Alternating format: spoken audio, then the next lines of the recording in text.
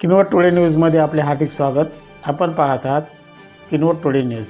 Operation flash out अंतर्गत किनवट पोलिसांची 2 गुन्हेगारांवर धडक कार्यवाही।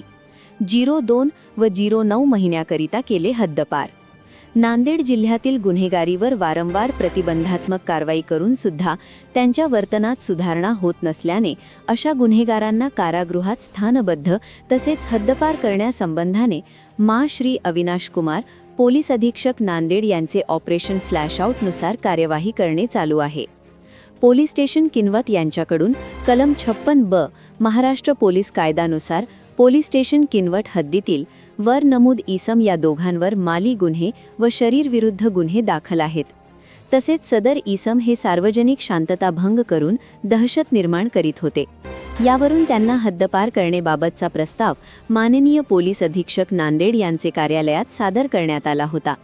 सदर व्यक्ती हद्दपार करण्याबाबतचा प्रस्ताव मंजूर होण्याबाबत पाठपुरावा चालू होता।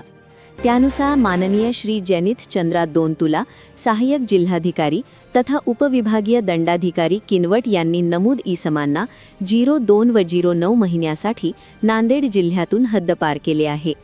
सदरचे हद्दपार आदेश दिनांक 2/1/2026 रोजी महाराष्ट्र पोलीस कायदा 1951 चे कलम 56(ब) अन्वये माननीय सहाय्यक जिल्हाधिकारी तथा उपविभागीय दंडाधिकारी किनवट कार्यालय किनवट येथून निर्गमित केले आहेत।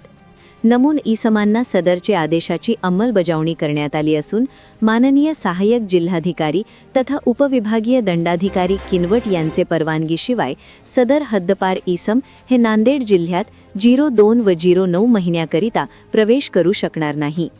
सदर हद्दपार प्रस्तावासाठी माननीय श्री अविनाश कुमार पोलीस अधीक्षक नांदेड यांच्या मार्गदर्शनाखाली किनवट पोलीस स्टेशनचे पोलीस निरीक्षक गणेश व्यंकटराव कराड व प्रतिबंधक पथक यांनी सतत पाठपुरावा केला आहे।